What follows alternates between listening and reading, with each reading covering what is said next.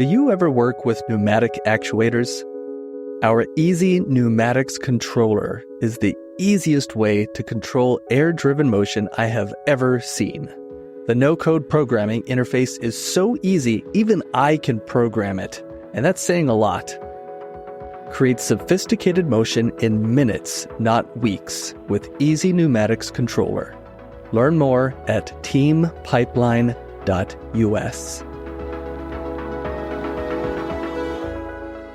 I think what you have to do is you start with something very simple and you add a little bit more complexity, but only step by step. Did we screw up the workflow for our existing users?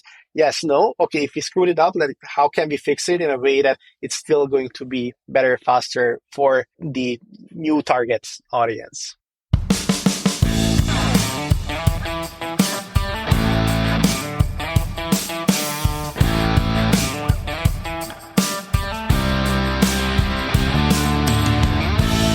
Hello and welcome to another episode of the Being an Engineer podcast. Today we are speaking with István Csanády, the founder and CEO of Shapr3D, a pioneering 3D modeling app that has transformed the CAD industry by making professional design tools more accessible and intuitive.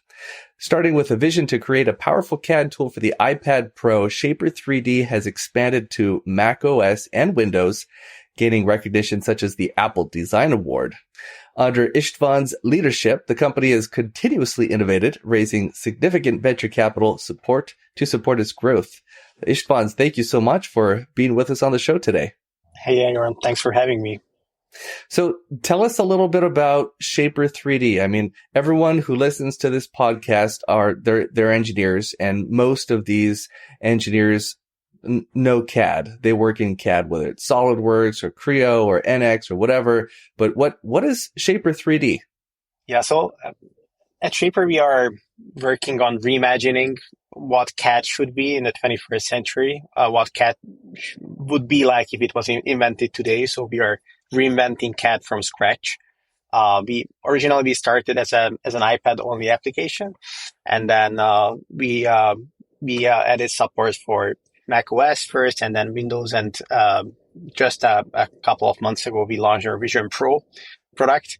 Basically, the essence of our product is that we are questioning every aspect of how CAD works, like how legacy CAD works, and we are trying to find answers that are a better fit for the 21st century, for a modern workflow, for companies that are working in a world that has completely changed compared to the 1990s. Because traditional CAD systems were designed for the workflows of the 1990s. Obviously, they are doing a fantastic job with that, but we think that there are a lot of ways how CAD could be better and a better fit for a modern workflow. What's an example of one of the more modern workflows where you think Shapr3D really shines? I think if I think of where the gaps are between traditional CAD and how people work today, I think one of the most important aspects is mobility. Like traditional CAD lacks support for mobile devices, and I'm not talking about the iPhone, but I'm talking about larger screen devices like an iPad. But also running a traditional CAD system, especially with a larger design, even on a medium tier, higher end laptop, can be quite challenging, and that's one of the areas where Shapr really shines. We run fantastically well, even on an iPad. We can load and edit like 10,000-15,000 parts, even on an iPad. We run really well on mobile computers, on laptops. Another key differentiator of our product is that it is a native application, so it is running locally on your devices, and it stores your data locally on your devices, so you don't need to have a network connection to use it. But we have a cloud backend which automatically synchronizes your data across your devices, and that's also the platform for our upcoming collaboration features, where you can easily share a design with anyone. They don't even have to have Shapr installed on their computers. They can just open it in a web browser and add comments to that design and give you feedback and provide annotations and feedback on that design. And thanks to our next generation cloud architecture, we are able to do this even in private clouds. So if you are a large enterprise company that has its own clouds, like you have an AWS or an Azure or a Google Cloud backend, we can store all your data there without us being able to access it. So we have all the benefits of the cloud and collaboration without us being able to access your data, which is obviously a huge thing for enterprise companies. I think another key differentiator of our product is the native support for Apple Vision Pro. And basically what we have seen, we were really skeptical about AR and VR until 6-12 months ago when we built a prototype for the Apple Vision Pro and we showed it to a few enterprise customers and they were just blown away by it. So we decided to actually launch this product and turn this into an actual product. And we are seeing fantastic success with the Vision Pro product. It's a great tool for design reviews, collaboration, especially for remote collaboration. You can have 3 people in China, 3 people in the US, and you can have a design review and you can see each other just like you were there physically in the same room. Yeah. And finally, maybe one more thing that I would mention as a key differentiator of our product is the ease of use. I mean, and I hate to talk about this because this is what every single CAD company says, that, we are super easy to use. I think we can agree that it's not really true. like traditional CAD is really not very good at accessibility and ease of use. And I think what we did with Shapr, we made it like truly incredibly accessible and really easy to learn and really hard to forget. So even those users who are maybe lower frequency CAD users can use it really well without having to go to a 3 weeks long training or a month long training.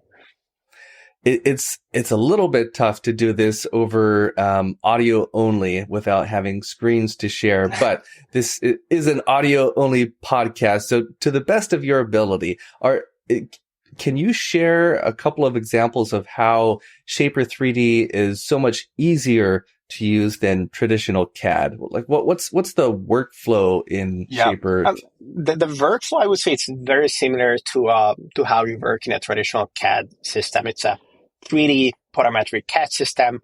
You have 2D sketches, then you apply the 3D operation. So the workflow, I would say it's quite familiar to anyone who used a 3D parametric CAD system before.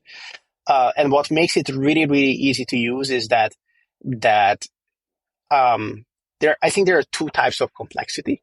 One of them is the complexity that is necessary to provide a complete tool, a workflow complete tool. And then there is the other type of complexity, which is a bad kind of complexity, which is just there because of poor product decisions and ad hoc product decisions, or just lack of product strategy and layers of decades of product development. And we removed that completely. So we do have the necessary complexity there, which lets you design something complex in Shapr. And it's a parametric CAD system, so it's obviously the 3D modeling complexity is there. But the tool itself, we really worked a lot on making it as simple as possible and as accessible as possible. And it's not just about UI and UX design, but it's really all thousands or literally thousands of small nuances that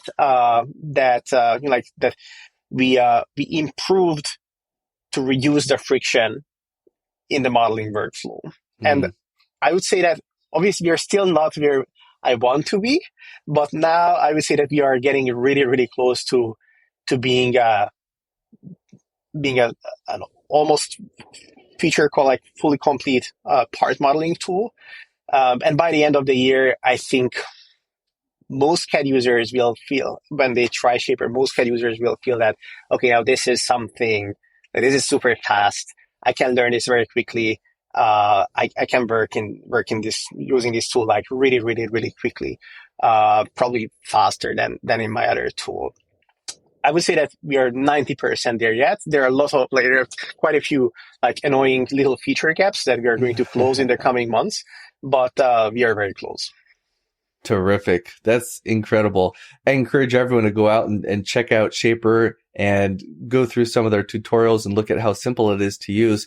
I own a business myself, as do you. And so I'm really kind of interested in some of the business aspects of your product.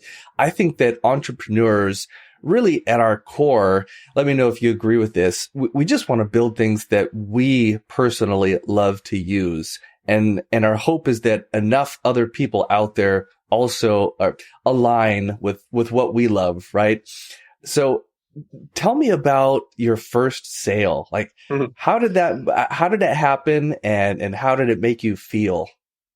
Oh, my first sale. I think, I had two first sales. One of them was 7 years ago, and the other one was a couple of years ago. And the first sale was when we just launched Shapr. It was very far from being enterprise ready. We were in the first few years, we were just focusing on SMBs and individuals, actually, creative individuals, not even engineering or nothing even close to engineering, because it was much easier to build a product for that use case first.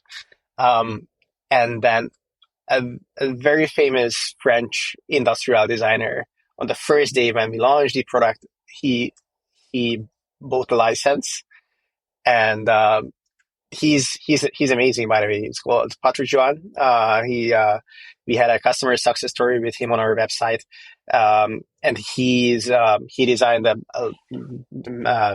lot of like Michelin star restaurants in Paris, like a lot of the different street furniture in Paris. So he's really like a top tier designer. And he was just blown away by the product, and he's still a user, and he loves it. And that was a fantastic feeling. I still remember like the first time when I saw that purchase, and I checked out the email address, and it's like, oh, wow. And so you had no idea that he was going to buy it. It's not like this had been set up beforehand and you let him know, hey, we're launching on this day. Make sure you purchase on this day. It just came through. Oh, yeah. I mean, in the first few years, we were fully self-service only, and we didn't have a sales team. Actually, until a couple of years ago, we didn't have a single salesperson. It was just like, you go to our website, you swipe your credit card, and that's it. Even enterprise customers, that's what we suggested to enterprise customers, because we were just not, the product was not mature enough for larger scale deals. So this is how we scaled the business initially. And then the first sale was our first bigger enterprise customer that we signed roughly a couple of years ago, a little bit less than a couple of years ago. At first, like larger scale rollout for with a significant deal size, and that customer is still in love with the product. Unfortunately, we can't talk about that customer yet. Probably early next year we can write a success story about them. But that was again like a milestone when I felt that, okay, now we are on track. Like it feels like we cracked enterprise, and now I'm pretty sure that we cracked enterprise. Actually, in the last couple of years, we fully shifted towards enterprise companies, and we have a very, very strong enterprise sales pipeline, and we are working on really large scale deals that we actually, even like 2 or 3 years ago, we thought that will take us maybe 5 more years or 10 more years to get to this scale. Congratulations. That's so great to hear. Thank you. So, okay, you had these two first sales. I like how you put that. And you've been able to scale over the years. Tell me, what strategies have you used to scale your business? Well, an hour is not going to be enough. So high level. Yeah. Well, so building a product like a CAD system is not for the faint-hearted. It's really one of the most complex software out there, and the market is incredibly well educated about the existing solutions. Everybody, like all the potential customers out there already have a CAD system. They are using something. It's like not like that. There are like 10 million or 20 million more engineers out there who are not yet using CAD and they're just waiting for the right solution. The barrier of entry because of that is extremely high because you have to reach a certain feature parity with traditional CAD tools that without it, there is like no workflow that you can actually cover end to end, and then people are just not going to buy. So, and because of that, we had to find a niche initially that we can go after and just focus on that. And that niche was actually this iPad 3D modeling. And this is how we approach, like, what if we just build a mobile 3D CAD? It shouldn't be, it doesn't have to be feature complete. It doesn't have to be directly like competitive with a traditional CAD system. But the mobility as a differentiator should be a strong enough differentiator so that we can solve certain problems that traditional CAD cannot solve. For example, designing on the go or taking your CAD with to the manufacturing shop where you can't take your desktop computer with you. The ease of use, the easy and quick adoption of an iPad app. So this is what we were focusing on in the first few years, and we really focus on lowering the barrier of entry to CAD and making it as mobile as possible, and that helped us get into our first like $10 million plus annual revenue, and that supported the business in the first few years, and basically that was our entry point to the market. And from there, we were able to build more and more and more and add more and more and more to the product step by step, so that we could scale into other use cases and find some other niches in other customer segments.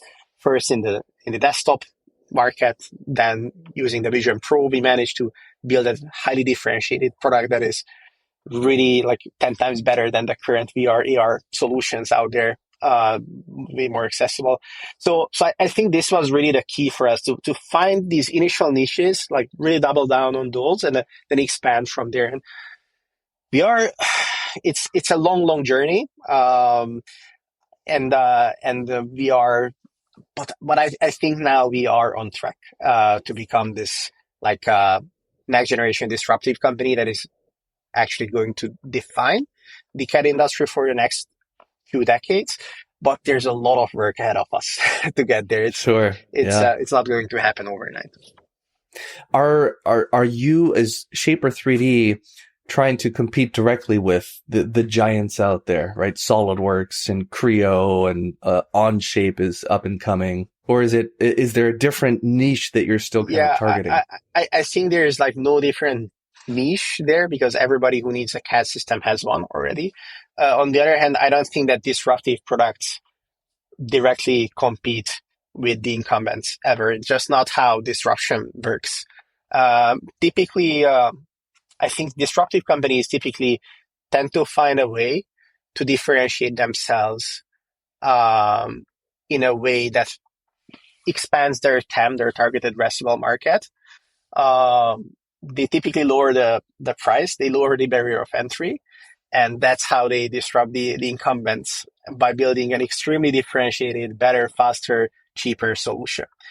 So, but I think if you mean direct competition, if you mean that are we trying to get to feature parity with NX or CATIA? No, we don't want to do that, simply because there is no CAD user in the world that is using like 100% of NX or CATIA or any of the incumbent solutions. It's just like that a lot of stuff that's in there in those tools is there because the world was completely different in 1996 when these tools were defined, and what we are focusing on is how did the world change? Like, what are the things that changed in the last 30 years that enable us to build a better solution for the needs of today?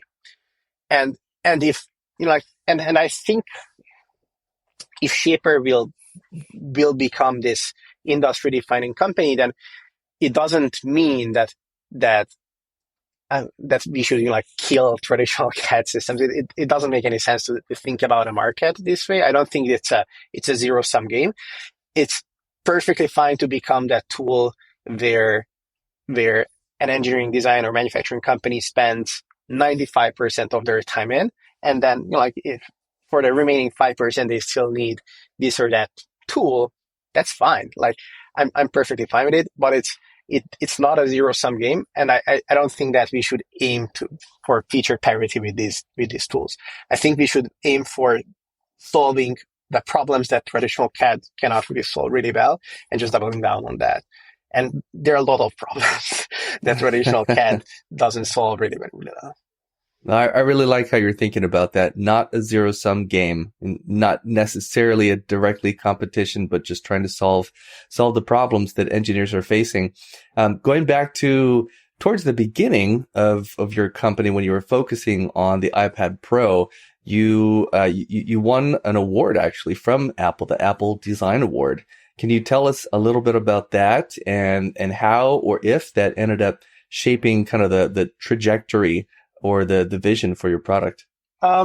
Yeah, it's we were extremely honored when we got the Apple Design Award, but in terms of like customer acquisition, it's not a major it's not a major thing.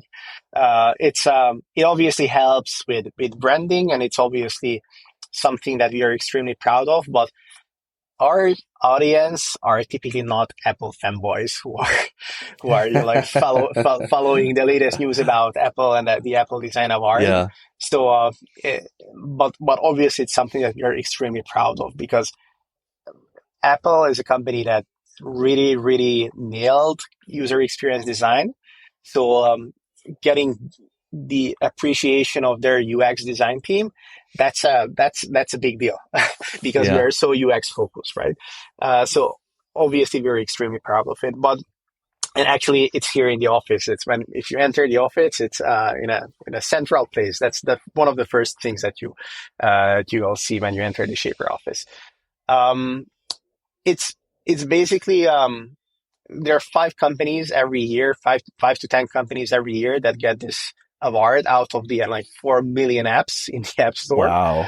So even because of that, it's a pretty big deal, and I think it really helped with setting an even higher bar for ourselves, because we can tell ourselves that we are an Apple Design Award winning company. We can't afford to release this user experience or this design. We have to work on this a bit more, and we have to polish it a bit more, and we have to push our boundaries a bit more because we are an Apple Design Award winning company. That's great. I love it. Let me take a very short break here and share with everyone that the Being an Engineer podcast is brought to you by Pipeline Design and Engineering, where we don't design pipelines, but we do help companies develop advanced manufacturing processes, automated machines, and custom fixtures, complemented with product design and R&D services. You can learn more at teampipeline.us. The podcast is also sponsored by The Wave, an online platform of free tools, education, and community for engineers. Learn more at thewave.engineer. And we're speaking with István Csanády today. So István, if we talk about the user experience, right? You got this Apple Design Award because you did such a great job with design and UX. How have you balanced the need to keep things easy to use while still allowing your users all of the sophistication of modern CAD tools? How have you and your team thought about that balance between ease of use and design sophistication? Well, it's a great question. It's brutally hard, and that's basically the secret sauce of Shapr. And I would say that we still haven't nailed it yet. We still have the legacy of this SMB prosumer focus from the first 2 years in the app, and there's still we still need to add a bit more complexity every week or every 2 weeks, because we are releasing new versions every 2 weeks. Or new updates every 2 weeks to the app to better cater the high-end and professional audience, and even among professionals, it's a spectrum. The CAD users are on a spectrum. And on one end you have the extremely sophisticated CAD users who know their tool in and out, and they are just using their CAD system like literally 10 hours a day. And then they have, they didn't know everything about that tool, all the bugs, all the workarounds, everything. And now, step by step, but we are getting closer and closer to that audience. Now, serving that audience is extremely hard because these are the people who will need, a magical keyboard shortcut for every teeny tiny feature. They want to customize everything. They want to want everything to work the way their old tool works, and not becoming a legacy tool on this journey. It's really hard because we have to say no to a lot of things, and we have to figure out what is the true Shapr way of doing this or that behavior. But now I would say in the last maybe 18 months, I think we managed to find this balance to the medium sophistication and the low sophistication CAD users. But getting there for the extreme high and the hardcore audience of these legacy tools, it's hard. But I think we are getting there. Probably again, what I can say is in 6 months, we will be much closer to serve even that audience really well. But I would say that right now they are not our primary users. We are mostly used by medium sophistication or low sophistication CAD users who are maybe using CAD, like process engineering, for example. That's a major use case for Shapr in automotive company. We have large automotive OEM customers using Shapr for process engineering, and process engineers very often they just don't use CAD 8 hours a day. They are using it 2 times 2 hours a week. And for example, for these kind of users, Shapr is already a fantastic tool. And eventually, I think, so answering the original question, it's all about good taste, which really, and I haven't really found a better, a more analytical method to find a balance between complexity and simplicity. It's really a matter of good taste. And I think what you have to do is you start with something very simple and you add a little bit more complexity, but only step by step. And then every week you learn something new. We added this tiny bit of complexity here with this tiny bit of complexity there. Did we screw up the workflow for our existing users? Yes, no. Okay, if we screwed it up, how can we fix it in a way that it's still going to be better, faster for the new target audience? I really like that a lot. I think that's a great method or approach. You start with something basic that works really, really, really well, and then you slowly, incrementally layer on sophistication, but not just add the sophistication. You add it, and then you go back and check yourself. Did I screw anything up for my users? Is the workflow still very, very simple? And if yes, great, move on to the next layer. If no, you stop and you rework things. I think that's a really solid, effective approach. Yeah, I think it's a bit like cooking a big bowl of soup and adding salt to it. If you add too much, then you're screwed, right? You can't remove that. So you Right. you have to be super, super careful and really just add a little snippet of salt every single time and then taste it. And if it's still not good enough, you can add a bit more salt. But if you add too much salt, then you are done. And over time, even though you're just adding a little bit of salt every time, over time that adds up, right? And all of a sudden, a year from now, two years from now, you really have made some very significant improvements without messing up your simplicity. Yeah, absolutely. And I think it's also extremely hard to estimate what complexity means for certain customer segments or user segments. And something that is very complex for a certain user segment is going to be very basic for another one. And balancing between these, it's also very hard.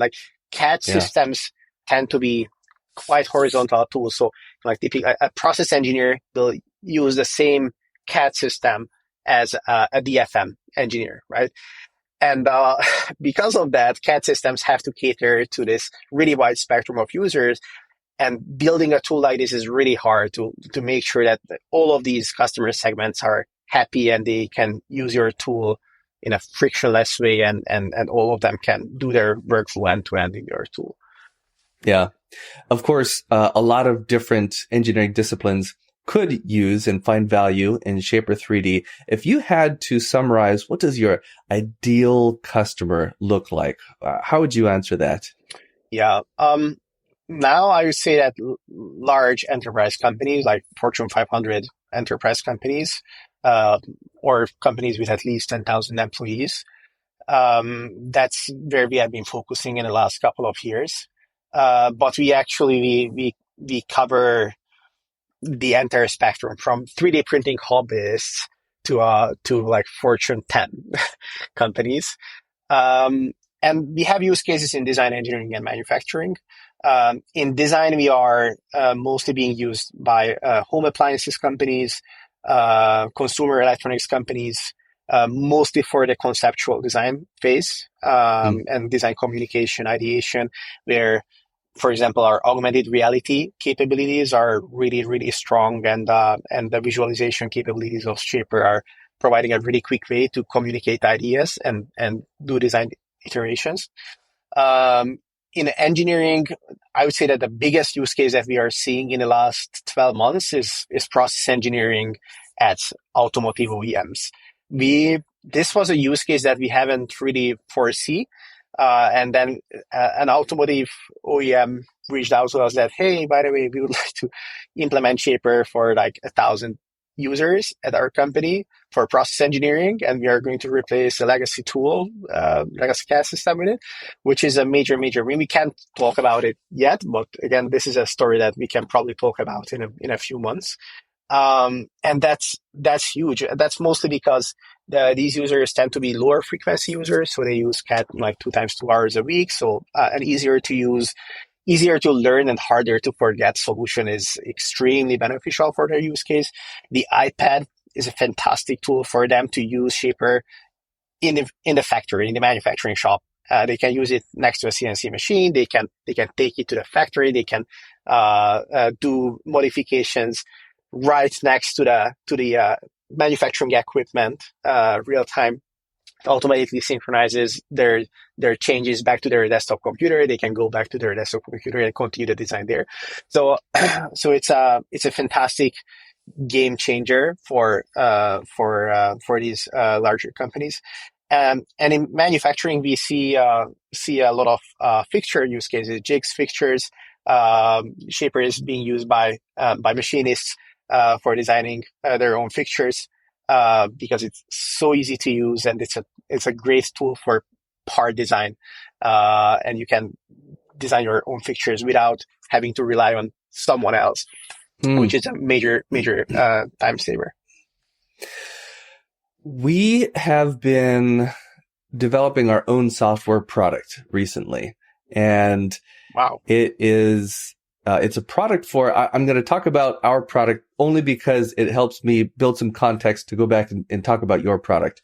But it's a product for controlling motion, specifically pneumatic driven motion. So historically, you need to cycle test something, and you want to use air cylinder, pneumatic actuator to just, cycle a button, push a button back and forth, or trigger a lever back and forth 10,000 times, whatever. You have to go out and find the different components. You have to make them talk to each other. You have to do some programming. You have to do some wiring, some assembly. And then finally, a week or 2 weeks later, you have a little cycle test rig that you can use. So we've built something a little different where we've pre-integrated all of these components, and we've created some software. And the software is just stupid easy to use. Literally, my 9-year-old daughter could use this software to program fairly sophisticated pneumatic driven motion. And I feel like what we've done is we've democratized this ability of creating sophisticated motion using pneumatics. So people like me who know nothing about programming, right? I don't know how to PLC code. I don't know any Python or anything like that. Now I can create my own programs and it's really empowering.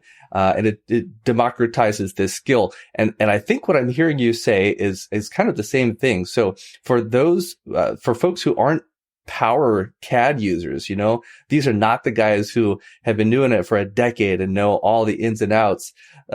These individuals now can pick up Shapr3D and very quickly learn the tool and start doing meaningful work without having to spend, a year becoming skilled at a more traditional CAD program. Is that an accurate description? Yeah, I think that actually we hear this a lot, that we are democratizing CAD or democratizing access to manufacturing data or 3D data inside these companies.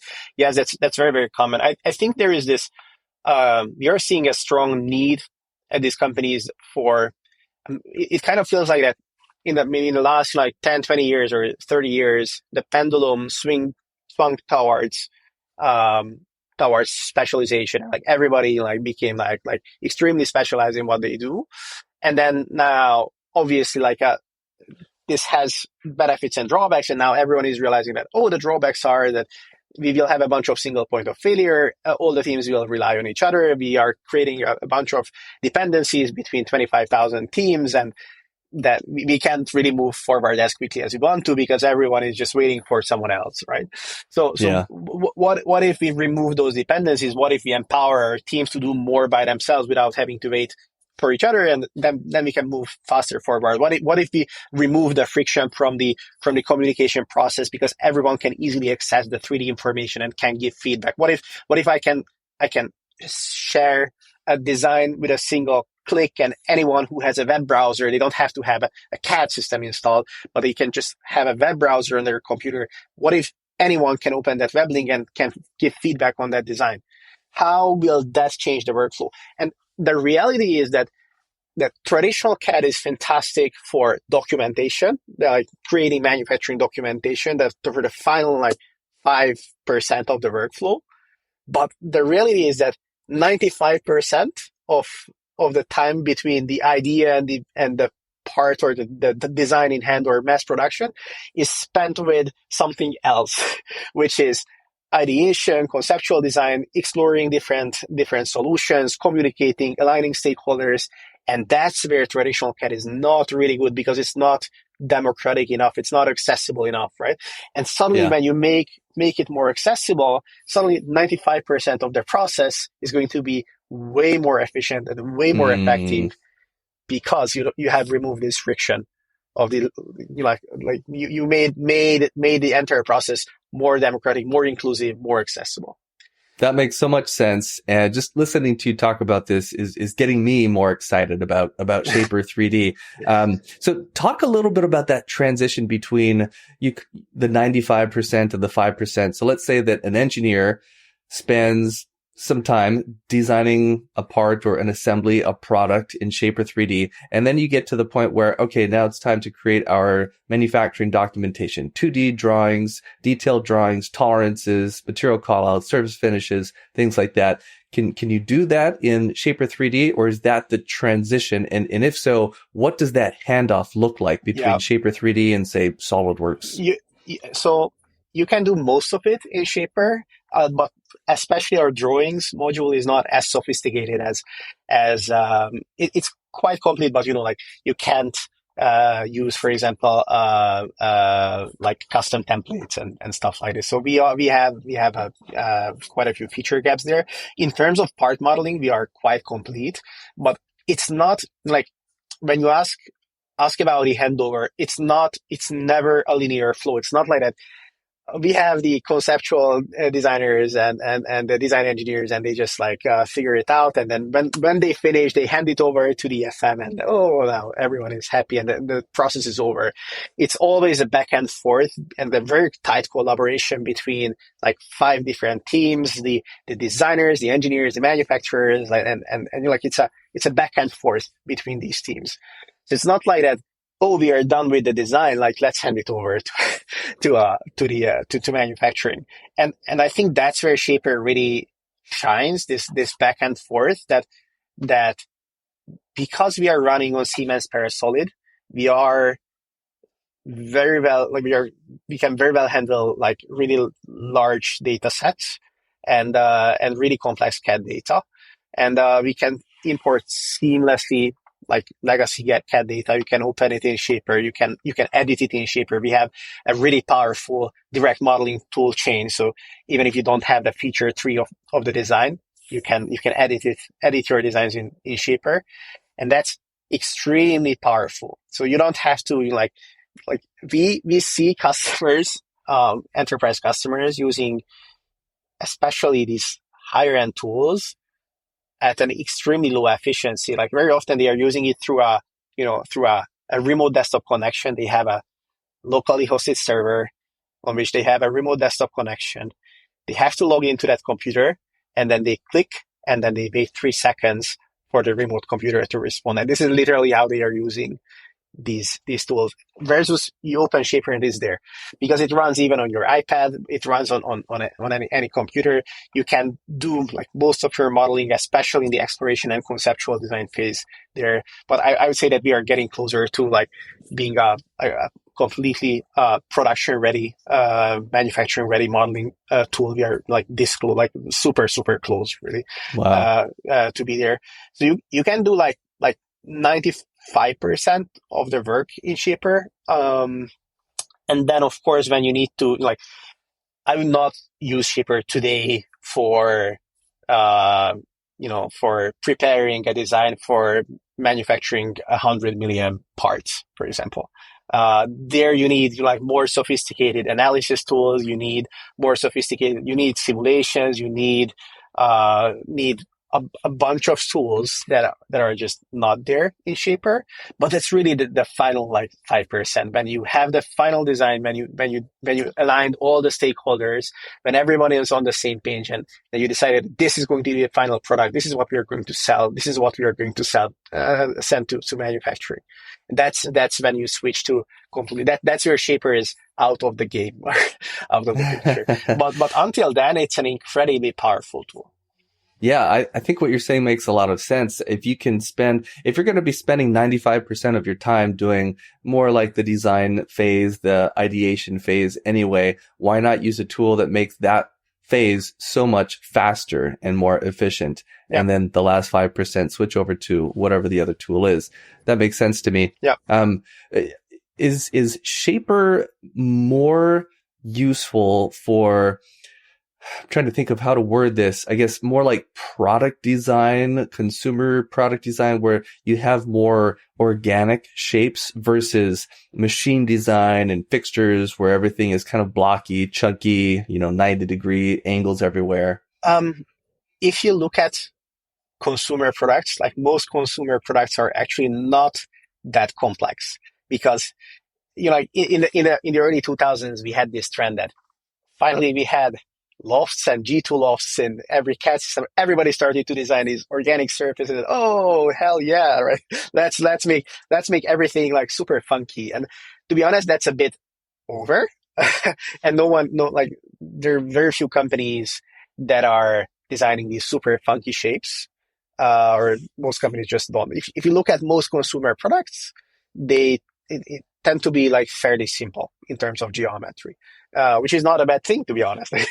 It's much closer to my taste than the 2000s. So I would say that we have some really powerful use cases in consumer product design, but not because we have incredibly sophisticated surface modeling capabilities, but because we are super fast and we are very easy, and you can do design exploration much faster than you can in a traditional CAD system. For example, in our Vision Pro product, just put on a Vision Pro, you have 5 stakeholders in a room, everybody puts on their Vision Pros, and you see the design in 3D in the front of you with textures and materials. It looks fantastic. And then you can do real-time modifications on the design and change the materials, change the geometry real time. So now that's incredibly powerful, especially for products where the visual appearance is extremely important. Let it be. We see these use cases in automotive as well, actually in automotive conceptual design. The Vision Pro product is resonating incredibly well with automotive companies, with the industrial design teams of automotive companies, but not because we have like alias level surface modeling capabilities, but because the real-time modifications and the ease of use and the speed is so powerful. That's indeed a very important market for us. But I would say that the largest deals we are making in more in process engineering, for example, that we are extremely excited about. That jigs and fixture design, it's a fantastic use case for us as well. So there, I think our differentiators are incredibly powerful, and we can provide a lot of value compared to the traditional tools. And these teams tend to be large, like like an automotive OEM will have how many, like 500 or 1,000 or 1,500 process engineers running their factories. Like it's and the efficiency gains are really well measurable, and we can like quantify the ROI on investing in Shapr really, really well. So I would say that that's a use case that we are really excited about. But we are working with some of the most popular consumer product brands as well, as in industrial design and conceptual design. Great. Terrific. Looking ahead over the next, 3, 4, 5 years, what can we expect to the degree that you're able to share from Shapr3D? What new features or, what's in the roadmap? Oh, well, so a lot. We recently added parametric modeling to Shapr. We used to be a direct modeling only tool for years, and roughly a year ago we added parametric modeling to Shapr, and there are a lot of feature gaps there that we have to fill. We are dramatically improving our sketch engine. The sketch ray is going to be way more powerful than it is today. We are adding collaboration at assemblies. First, we are adding assemblies, and then we are adding assembly-based collaborative editing. The way we think about collaboration is that we don't really think that part-level collaboration makes any sense. I don't think that anyone wants to work like that. It's like I never seen anyone saying that, oh, it would be so great if the two of us could collaborate in a single part, and I'm moving this hole and you're moving that hole, and it's going to be, that's just not how it works. But I think collaborating on the assembly level, it makes a lot of sense, because that's how engineers work. Because when you are working on a large assembly, you will just split it up to 100 different sub-assemblies, and you will split the work up between a few engineers, right? And you are going to own these 20 sub-assemblies. Someone else is going to own those 20 sub-assemblies. So collaboration on the assembly level, that's the most natural way to approach collaboration in CAD. So collaborative editing is coming together with assemblies next year. And this year we are adding sharing, commenting, and annotation. So with a single click, you can share the design. Anyone can annotate on it or give you feedback. And all of this we are implementing on the top of our private cloud architecture. So this is something that even large enterprise companies can easily roll out without having to be concerned about their data privacy or security, which is fantastic. Actually, like this is, I think, one of the best things that we have ever done with the product, that we build this private cloud architecture, because we are so easily going through the IT checks of these large enterprise companies that I couldn't believe it, to be honest. Like it's really in a week we usually get the approval from the IT teams that we can be rolled out. And yes, we are SOC 2 certified, we are ISO certified, and we have all the certifications. But still, I think we are the only vendor in the industry that has a cloud architecture that is so seamlessly can be adopted by these large enterprise companies, which is, I think it's truly outstanding. I'm very proud of our engineering team that they came up with this solution. That's amazing. Yeah, wonderful.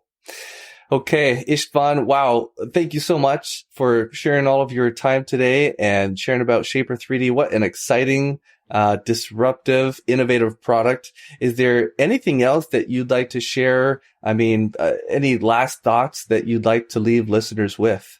Try Shapr and give us feedback. there's a lot more that is coming in the next 2 years. We love to get user feedback. You can download it for free from our website, and you can start playing around with it, and let us know what you think. And I promise that we will do our best to make this tool the best tool for you. Wonderful. And is there any way for people to get in touch with you? Of course, you're the CEO of the company. You can't field, all these emails, but if people have a legitimate cause to reach out to you, what's the best way to get a hold of you? Actually, I'm super active in our online communities, and people are very often surprised that, you can be the CEO of the company. We had several debates in our online communities that this must be a fake account because you cannot be the CEO of the company. And actually, I am. So I spent a lot of time with all of our customers, from 3D printing hobbies to Fortune 10 companies and everything in between. So you can find me in our online communities, and you can also write me an email anytime. It's istvan@shapr3d.com. So it's István@shapr3d.com. Wonderful. Wonderful. Istvan, congratulations on all the success that you and your company have had, and best of luck moving forward. Thanks for having me. It was a pleasure. I'm Aaron Moncur, founder of Pipeline Design and Engineering. If you liked what you heard today, please share the episode. To learn how your team can leverage our team's expertise developing advanced manufacturing processes, automated machines, and custom fixtures, complemented with product design and R&D services, visit us at teampipeline.us. To join a vibrant community of engineers online, visit thewave.engineer. Thank you for listening.